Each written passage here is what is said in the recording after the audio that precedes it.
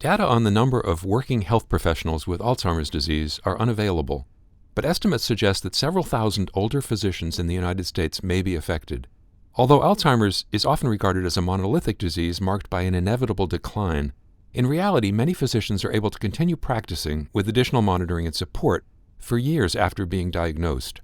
I'm Stephen Morrissey, managing editor of the New England Journal of Medicine, and I'm talking with Gayatri Devi, director of Park Avenue Neurology and a clinical professor of neurology at SUNY Downstate Medical Center. Dr. Devi has written a perspective article about managing an Alzheimer's disease diagnosis in physicians. Dr. Devi, you write in your article that misconceptions about the homogeneity and severity of Alzheimer's disease unduly stigmatize patients. So why has there been a lack of awareness about the various forms that Alzheimer's can take, even within the medical community? I think we're learning more about the term Alzheimer's and the different pathological and clinical phenotypes that are subsumed under that term, and more in the last 6 to 7 years, really. There's a group out in the Netherlands headed by Philip Shelton that described 8 forms of cognitive profiles in patients with the diagnosis of Alzheimer's associated with different demographic characteristics. There is data now to suggest that based on pathological deposit location of plaques and tangles, patients' clinical phenotypes vary significantly, and the progression of the illness can also vary over time, so that some patients may decline very quickly and others have a far more benign course over time. I think we're just learning more about the different subtypes that fall under the umbrella of Alzheimer's disease. And there's a lot more yet to come in terms of figuring this out. You say in your article that determining the diagnosis and the prognosis is particularly difficult with high-functioning professionals. So can you walk us through how you go about assessing your physician patients for Alzheimer's disease or any type of dementia? Basically, I put a lot of weight into the patient's complaints.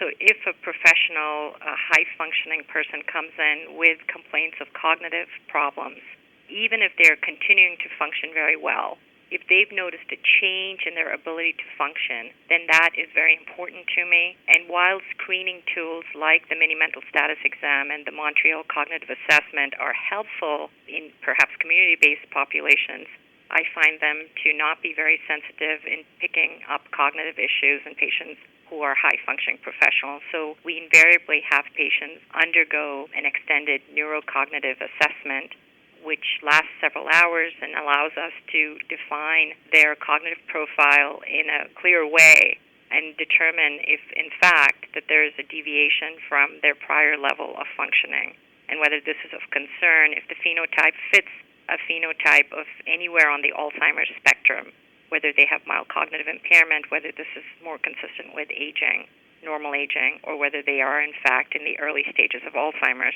And here again, it's important to understand the heterogeneity of the disease, because the pathology in Alzheimer's is much more probabilistic rather than deterministic. And what I mean by that is that the same pathology can give rise to multiple different clinical phenotypes, and the same clinical phenotype can be the result of multiple different pathological presentations.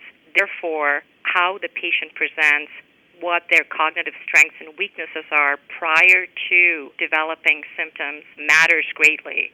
And that's why each person who presents with cognitive problems, I treat almost as if they have their own private case of Alzheimer's, because there's so much variability from person to person. You say that many people with memory loss put off being evaluated, particularly early in the illness. So does that affect the types of interventions that can be undertaken? Absolutely. I think people fear getting an evaluation for cognitive loss or memory loss simply because they're afraid they're going to get a diagnosis of Alzheimer's, because the perception is a very strong one of a stereotype of someone who is going to be cognitively incompetent with a rapid progression to possible institutionalization. There is also the perception that treatment doesn't really make a difference. Then most people don't want to find out. They don't want to know. So I do believe, though, that the earlier we make a diagnosis of cognitive impairment, the easier it is to be able to intervene in a way that can promote longer functionality in the patient. And this is where it's very important to go into shared decision-making with the patient. So I will often sit down with a highly functional professional and say, well, look, we can go further and look for biomarkers, which the National Institute of Aging introduced in 2011 as an additional arm to improve sensitivity and specificity for making diagnosis of Alzheimer's. And if we do that, then that kind of adds certainty to the diagnosis. Is that something you want? In my experience, patients often do want to know for planning purposes, for helping decide how aggressive they want to be with available treatments. And there are several different available treatments. In addition to modifying lifestyle factors, which do have an effect, you can also treat comorbid conditions like high blood pressure and diabetes and high cholesterol, and that has an impact on cognitive functioning and long-term functioning. You can also address the cognitive loss itself with currently available medications. I personally happen to be a believer in that the brain continues to have a certain level of neuroplasticity despite a diagnosis of Alzheimer's, and that neuromodulatory techniques may have benefit, although we don't have enough data on that yet. Do physicians who are diagnosed with cognitive impairment have any obligation to share that information? What's the legal and ethical responsibility? That's the dilemma, which is you are a physician, you're working, you may have noticed some issues with your ability to function. Perhaps it's not obvious to other people in the office or in the hospital. If you do have a diagnosis, then what? What's the next step? And I believe that at this point, given the very widespread stigmatization of Alzheimer's, and the perception that it basically is being equated with cognitive incompetence, at least from the public's perspective and possibly by some of us within the medical community, it may be worthwhile to not share the diagnosis and to kind of have your cognitive situation monitored so that when there is an impairment of functioning that is felt to possibly affect patient care, then at that point you stop taking care of patients. This is where I think the physician health programs that almost every state has can play a valuable role. In New York State, for example, the Physicians Health Program is a great ally in allowing patients who are physicians to continue to function, but also to function safely so that patients' interests are safeguarded.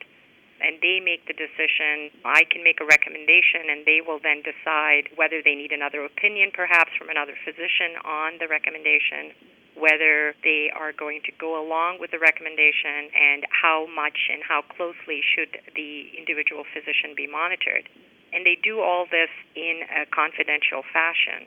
And I think that helps reassure the patient, physician-patient in this case, that they're doing all that they're doing for taking care of themselves, but also not doing anything that could potentially be harmful for the patient. The AMA suggests that after 70 years of age, physicians undergo periodic cognitive evaluations. At how many institutions is that actually happening, and what's the reaction among physicians? The AMA's task force suggests that physicians be tested at age 70, and I think that's a good idea. Although I can't imagine there not being pushback. It's been implemented in a few places already, individually by certain hospital systems. And in those systems, the reaction has been overall positive. I personally believe that an even earlier cognitive baseline, say at age 60, might be helpful because it's really about change of an individual's cognition over time rather than the absolute values that are important in terms of determining the diagnosis. So if you have someone performing at the 25th percentile when they are 60 and they're performing at the 25th percentile in terms of many of the cognitive scores at 70, then that matters less and is less ominous than someone who scored at, say, the 99th percentile when they're in 60 and now are scoring at the 25th percentile. So it's change over time, and I believe that earlier baselines also help take away the anxiety that many of us might feel about taking a cognitive evaluation. And I believe it'll be beneficial in terms of optimizing patient care, but also provide avenues for early intervention if necessary. Finally, what steps should physicians take if they're concerned about cognitive decline, either in themselves or in a colleague?